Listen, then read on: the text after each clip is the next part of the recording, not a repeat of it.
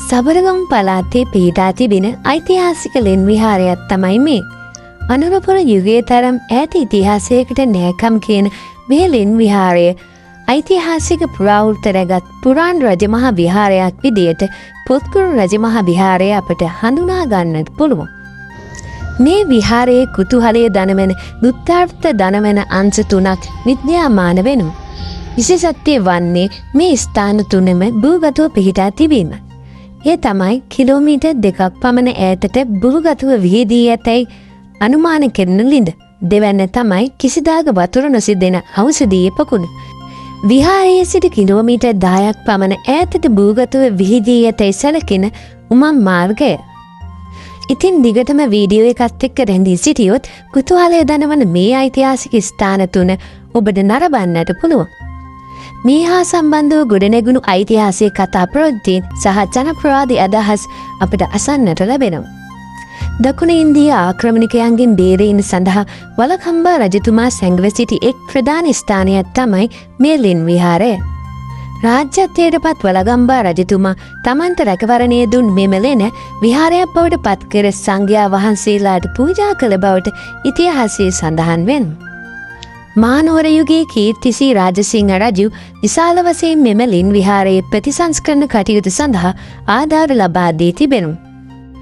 ඉතින් නිවෙන වටිනාකමකට උරුමකම් කියන ඓතිහාසික පුත්ගුරු රජමහා විහාරය බැඳ පුදා ගනිමින් ඒ ඓතිහාසිකත්වයේ රස විඳීමට අපිත් එක්ක රැඳී සිටින්න.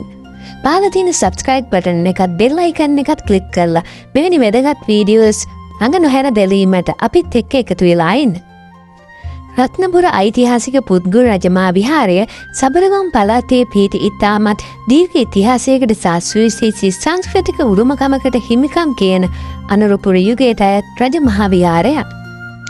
පුත්ගුරු රජමහා විහාරය පිහිටලා තියෙන්නේ සබරගම පළාතේ රත්නපුර දිස්ත්‍රික්කයේ පුරාණ කුරුවිරු කෝරළයට අයත් කරංකොඩ ග්‍රාමයේ. රත්නපුර නගරයේ සිට කිලෝමීටර් 3.7ක් පමණ ඇලපාත මාර්ගයෙන් පැමිණ කොටා මුල්ලමන් සන්දින් දකුණට හැරී මියාව රත්දැල්ල මාර්ගයේ මතදුරක් ගිය විට දකුණු දෙසින් ඇති කුඩා පාලම ඔස්සේ මෙම විහාරයට ළඟා වෙන්න ඔබට පුළුවන්. ඉතා මනස්කාන්ත පරිසරයක පිහිටා ඇති මෙම ලෙන් විහාරය ගලින් තැනූ පියගැට 454ක් ඇති අතන මෙම පියගැට පෙළ 1928 වර්ෂයේ ඉදි කරන්නට ඇතැයි එක් ගල් පඩියක යොදා ඇති සටහනකින් අනුමාන කරන්න පුළුවන්. කන්ද මුදුනට නැගීමට සකස් කළ පියගැට පෙළ තරමක් වෙහෙසකර වුවත් ඉහළටම ගිය පසු දැනෙන නිදහස සහ ආධ්‍යාත්මික සුවය ඉතාමත් ඉහළයි. කටාරම් කෙටූ දෙවන්ත ගල්ලෙනක් මෙම විහාරයේ උඩට ගිය විට අපට දැක ගන්නට පුළුවන්. මෙම ගල්ලෙන තුල තමයි විහාරය පිහිටලා තියෙන්නේ. පුත්ගුරු විහාරයේ ඉතිහාසයේ ක්‍රිස්තු පූර්ව පළවන සියවසේ රජ කළ වලගම්බා රාජ්‍ය සමය දක්වා දිව යනවා.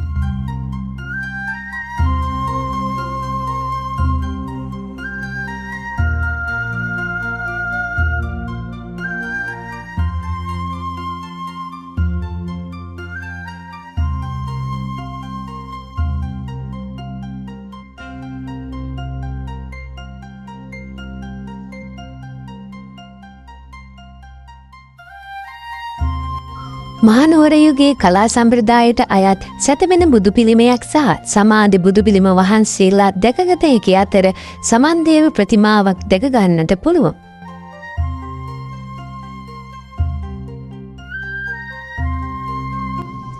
රියන් 27ක් දිගති සැතපෙන බුද්ධ ප්‍රතිමා වහන්සේ හා නුවර යුගයේ සිතුවම් සහිත විහාරයේ කුඩා පිළිමගේ පෞරාණික උරුමයක් වෙනවා. පැරණි ලෙන් චිත්‍ර සඳහා ප්‍රසිද්ධ මෙම ස්ථානයේ පලාපෙති ලියවැල් සහිත සිත්තම් මෙම ලෙනෙහි දැක ගන්නට පුළුවන්. ලෙනෙහි සිවිලිම සහ බිත්ති මහනුවර යුගයේ සහ සබරගමු සම්ප්‍රදායේ අලංකාර සිතුවම් වලින් හැඩගස්වා තියෙනවා. ජාතක කතා සහ බුද්ධ චරිතයේ අවස්ථාවෙන් නිරූපණය වෙනවා.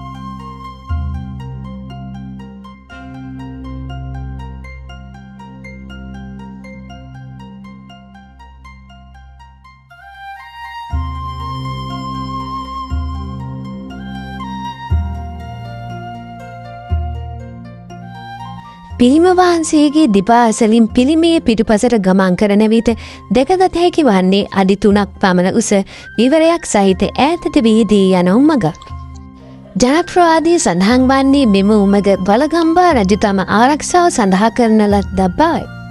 වලගම්බා රජතුමා සතුරන්ගෙන් බේරී සිටි සමයේ හදිසි ආක්‍රමණයකදී ශ්‍රේණිකව පැන යාම සඳහා සහ රාශිගත සංවේදනයන් සඳහා මෙම උමග නිර්මාණය කරන්නට ඇතැයි සැලකෙනවා.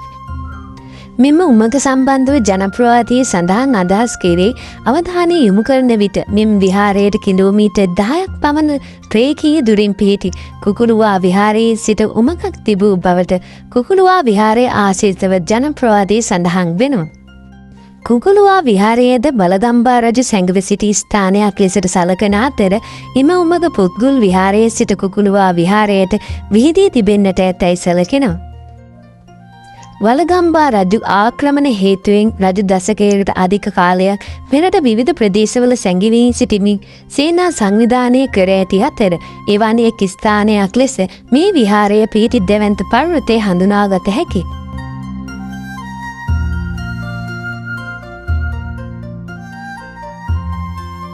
මහත්තලේ යළු විහාරයේදී ත්‍රිපිටකය ග්‍රන්ථාරූඪ කිරීමට පෙර එහි මූලික කටයුතු සහ පොත්පත් සුරක්ෂිතව තැන්පත් කර තැබීම මෙම ස්ථානයේ සිදු වූ බවට විශ්වාසයක් පවතිනවා. එමෙන්ම මහනුවර යුගයේදී සහ ඉන්පසුව සබරගම් ප්‍රදේශයේ තිබූ වටිනා පුස්කොළ පොත් රාශියක් සුරක්ෂිතව තබා තිබූ ප්‍රධානතම මධ්‍යස්ථානයක් ලෙස මෙම විහාරය ක්‍රියා කර තිබෙනවා. මෙම ලින් විහාරය සඳහා පොත්ගුල් යන නාමය ලැබීමට ඒ හේතුව පින්නට ඇතැයි විශ්වාස කෙරෙනවා.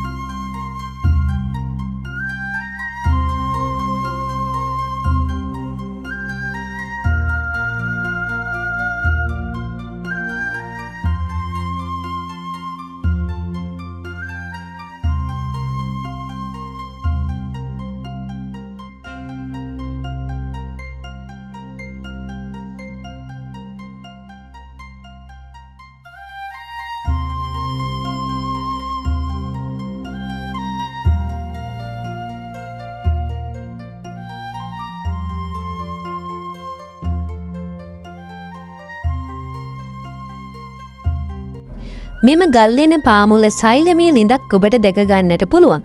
එය අඩි 1මාරක දිගින් හා පළලකින් යුතු විවරයකින් සමන්විත වන අතර එම ලිඳ සම්බන්ධයෙන් ජනප්‍රවාදී අපූර්ව කතාවක් අසන්නට ලැබෙනවා.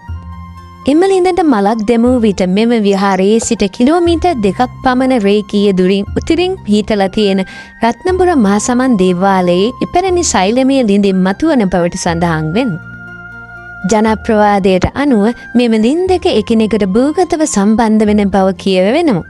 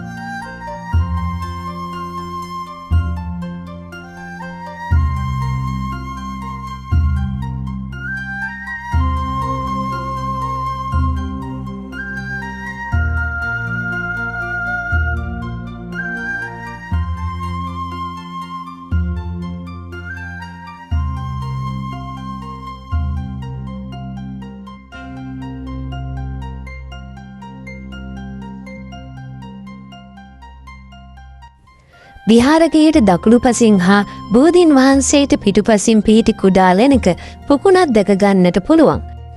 වර්තමානයේ එය වටා බිත්ති බැඳ දොරකුළු දමා ඇති අතර ඒ කිසිදා දිය නොසිදෙන පොකුණක් ලෙසට ජනප්‍රවාදයේ අදහස් දරනු. සැබවින්ම මිනිසා විසින් හැරූ සාමාන්‍ය ලිඳකට වඩා ගල් පර්වතයේ ඇතුළෙම විහිදී යන ස්වභාවික ගල් පියස්සකින් වැසුණු ජල උල්පතක් විදියට නිර්මාණය වෙලා තියෙනවා.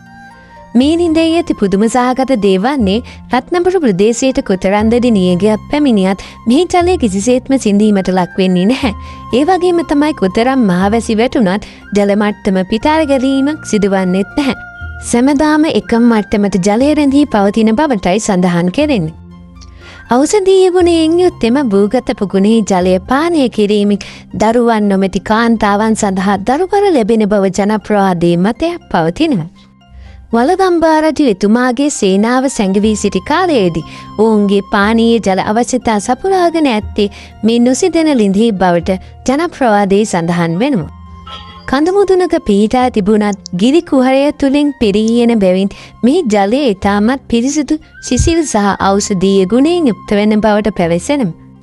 අතීත හෙළවැසියන් සතු වූ විශිෂ්ට ඉංජිනේරු තාක්ෂණය සහ ස්වභාවික පරිසරය තමන්ගේ ආරක්ෂාව උදෙසා භාවිතා කර ඇති ආකාරය මැනවින් සනාථ කෙරෙන ජීවමාන සාක්ෂි ලෙසින් පෙන්වා දෙන්න පුළුවන්. පුත්කුල් රජමහා විහාරයේ හාත්පසින් මනරන් සුවදායක වූ සුභා සෞන්දර්යයක් දැක බලා ගන්නට පුළුවන්.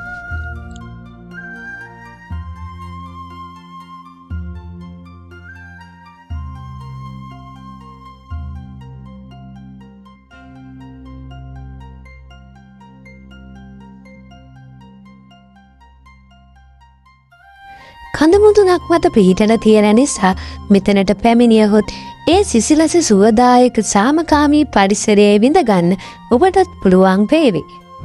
ඈතින් අවට පෙනෙන කඳු පන්ති ඉතාමත් ලස්සනට සුන්දරව දැකබලා ගන්න ඔබට හැකි වේවි.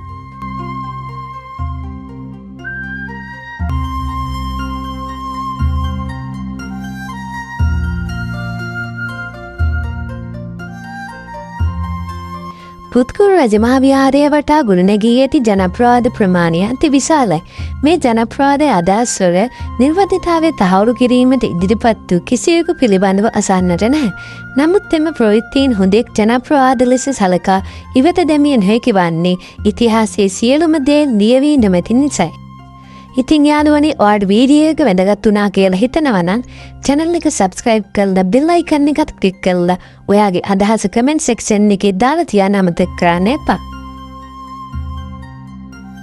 තවත් දවසක තවත් අලුත් වීඩියෝ එකකින් හමු වෙමු.